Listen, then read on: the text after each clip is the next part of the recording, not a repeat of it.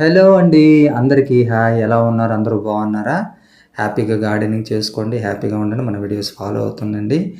వేస్ట్‌గా మనం పడేసే వాటితోనే నేను ఎక్కువగా ఎక్స్పెరిమెంట్ చేస్తూ ఉంటాను. అది మీరు తెలుసుకోవాలంటే మన ఛానల్ ఫాలో అవ్వండి. నేను మీ Jogi bro. Welcome to my gardening tips. మరి ఈరోజు అలాంటి చక్కని ఒక ద్రావణాన్ని, లిక్విడ్ ఫెర్టిలైజర్ని నేను రెడీ చేశానండి. చూసారా బర్డ్స్ అవన్నీ ఎంత బలంగా ఉంటాయి. అలా మనము లిక్విడ్ ఫెర్టిలైజర్ అనేది చేసుకొని చూపిద్దామని ఈరోజు మీకు దగ్గరకు వచ్చాను.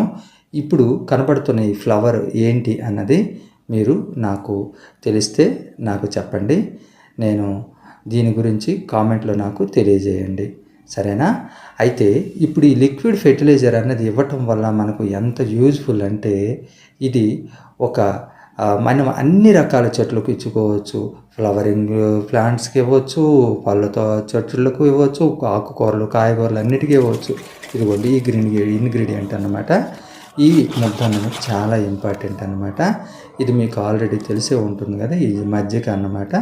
ఈ మజ్జిగతో పాటు ఇప్పుడు మీకు ముందుగా చూపించిన ఆ ముద్దను మనము ఇవ్వాలి. ఇది ఎంత శ్రేష్టంగా ఉంటుందంటే ఫుల్ ప్రోటీన్ అన్నమాట, కాల్షియం అలాగే ఐరన్ అన్నది చాలా ఎక్కువ శాతంగా రిచ్గా ఉంటుందన్నమాట. ఇది మనము ఇవ్వాలి. అలాగే మనం మొక్కలకి ఇచ్చేటప్పుడు ఎప్పుడు కూడాను వీడియోస్లో చూపిస్తూ ఉంటారు, వాళ్ళకి వీడియోస్ కావాలని చెప్పి. నేనైనా కూడా అంతే, వీడియోస్ కావాలని చెప్పి మనము రోజుకో లిక్విడ్ ఇస్తున్నట్టుగా ఇటువంటివన్నీ చూపిస్తూ ఉంటాం. కానీ మన మొక్కలకు మాత్రం మనము ఇది చాలా గుర్తుపెట్టుకోవాలి. 10 రోజులకు ఒకసారి మాత్రమే ఏదైనా లిక్విడ్ ఫెర్టిలైజర్ కానీ ఏదైనా ఎరువును మనం ఇవ్వాలి.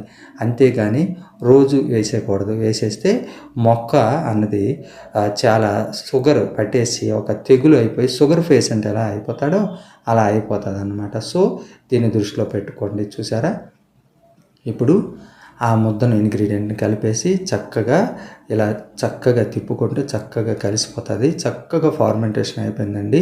దీన్ని మనం చక్కగా మొక్కలకి ఇచ్చుకోవడమే. తర్వాత చెప్పాను కదా, పుట్టలు పుట్టలు పువ్వులు, పుట్టలు పుట్టలు పళ్ళు కాయలు కావాలంటే ఇటువంటి లిక్విడ్ ఫెర్టిలైజర్స్ని మనం ఎప్పుడు ట్రై చేస్తూ ఉండాలన్నమాట.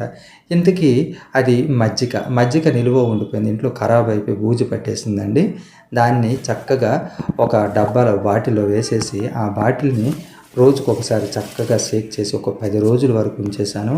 అది చక్కగా ఫార్మెంటేషన్ అయిపోయింది. ఇంకా రెండోది బెల్లము వడపప్పు అండి.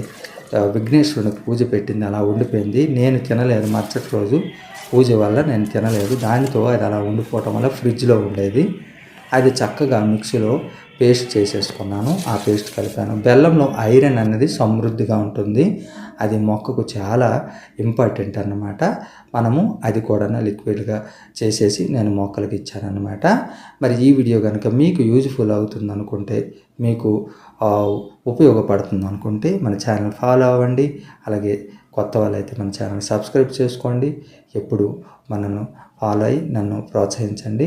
లైక్ మాత్రం ఇవ్వడం మర్చిపోవద్దు. మీ ఫ్రెండ్స్కి, మీ బంధువులకు అందరికీ షేర్ చేయండి. మరో మంచి వీడియోతో ముందుకు వస్తాను. అప్పటి వరకు హ్యాపీ గార్డెనింగ్. Take care.